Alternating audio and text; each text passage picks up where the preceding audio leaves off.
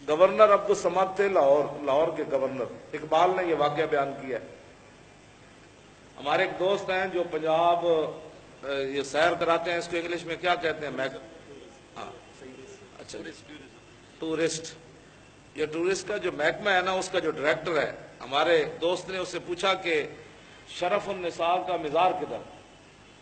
وہ کہنے لگا وہ کیا ہوتا ہے، وہ کون ہے؟ تو کہتے ہیں، میں نے کہا تف ہے تجھ پر، تجھے یہ تو پتہ ہے شکر پڑیاں کہاں ہیں، اور یہ تو پتہ ہے فلاں پہاڑی کہاں ہے، تو تمہیں پتہ نہیں ہے وہ مسلمانوں کی اتنی بڑی عظیم خاتون کے مزار کا تمہیں نہیں پتہ، اور تم پنجاب کے ٹورسٹ بنے پھرتے ہو، تم کیا قوم کو کیا دکھاتے ہو؟ سڑکیں دکھاتے ہو؟ غیر مسلم جب آئیں تو ایک بار اس کے مزار پر جا کر لے جاؤ اور ان کو فارسی کا ترجمہ کر کے بتاؤ کہ مسلمانوں کی بیٹیاں کیسے تھیں۔ یہ گورنر عبدالصمد کی جو بیٹی تھی نا، شرف النساء، یہ جب قرآن پڑھتی تھی تو ساتھ تلوار بھی رکھتی تھی ایسے۔ تو کہتے جب اس کی موت کا وقت آیا نا، تو اس نے اپنی امی جان کو کہا کہ جب مجھے دفن کر چکے نا تو میری قبر کے اوپر تلوار بھی رکھ دینی ہے اور قرآن بھی رکھ دینا۔ تو اقبال کہتا ہے اس کی ماں نے پوچھا گورنر کی بیٹی ہے، تو ہمارے گورنروں کی بیٹیاں بھی کیسے ہوتی ہیں؟ آج عام ہمارے مسلمانوں کی بیٹیوں کا کیا اثر ہو گیا، قرآن بھی نہیں پڑھتی اور فیشن بھی اتنے کرتی ہیں، اور پھر دبئی سے بھی مجھے لوگ فون کرتے ہیں کہ مسلمانوں کی بیٹیاں یہاں کیسے آ جاتی ہیں بغیر محرم کے۔ آپ آواز اس بات کو اٹھائیں، ہم وہ باتیں ایسی ہیں جو میں بتا نہیں سکتا، لوگ جو مجھے باہر سے فون کرتے ہیں کہ آپ ہی ہیں، تو پھر آپ اس مسئلے کو اٹھائیں کہ مسلمانوں کی بیٹیاں بغیر ویزے کے دنیا میں کیوں چلی جاتی ہیں، ان کا کون والی وارث ہوتا ہے ایئرپورٹوں پر؟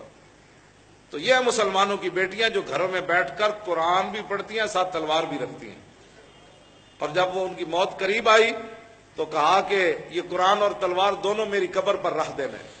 تو کہتے ہیں اس کی ماں نے، اقبال کہتا ہے، پوچھا کیوں؟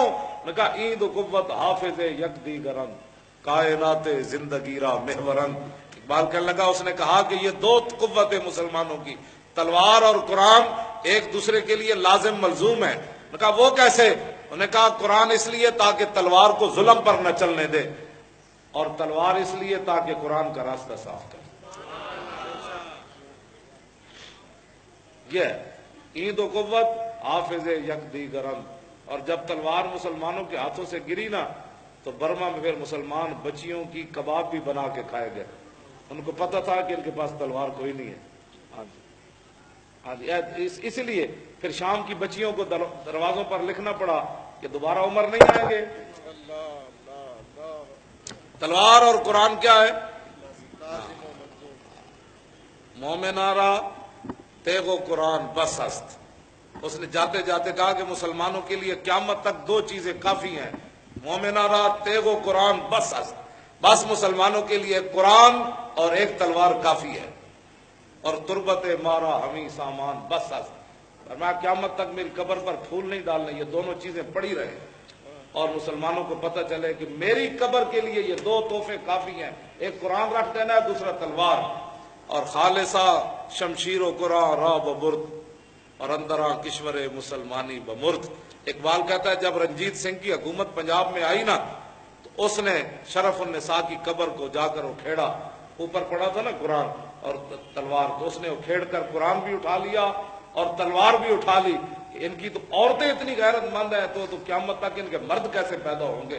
تو انہوں نے کہا کہ یہ چیز فوراً اٹھا دو، نہ ان کی بیٹیوں کی قبر پر قرآن رہے گا نہ تلوار رہے گی، تو یہ جب نہیں رہے گی تو پھر روزانہ یہ امن کے درس دیں گے، اور امن کا درس دیتے دیتے یہ بیت المقدس بھی دے بیٹھیں گے، افغانستان بھی دے بیٹھیں گے، عراق بھی دے بیٹھیں گے، شام بھی دے بیٹھیں گے، یمن بھی دے بیٹھیں گے، اور برما بھی چیخے گا، اور بوسنیا بھی تباہ ہو جائے گا، چیچنیا بھی تباہ ہو جائے گا، پھر پاکستان کے اندر بھی قرآن و حدیث نصاب سے نکال دیا جائے گا، پھر پاکستان کے اندر بھی ممتاز کو پھٹے لگا دیا جائے گا، پھر پاکستان کی اسمبلی ختم نبوت پر بھی حملہ کر دے گی، پھر مسجدوں کے سپیکر بھی اتر جائیں گے، پھر درود و سلام پر دہشت گردی کے مقدمے بھی ہو جائیں گے۔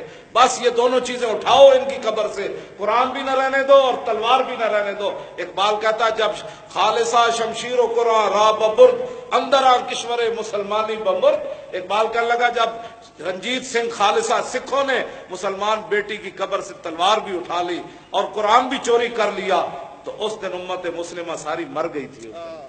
جو اپنی بیٹی کی قبر کی حفاظت نہ کر سکے انہوں نے زندہ بیٹیوں کی حفاظت کیا کرنی تھی؟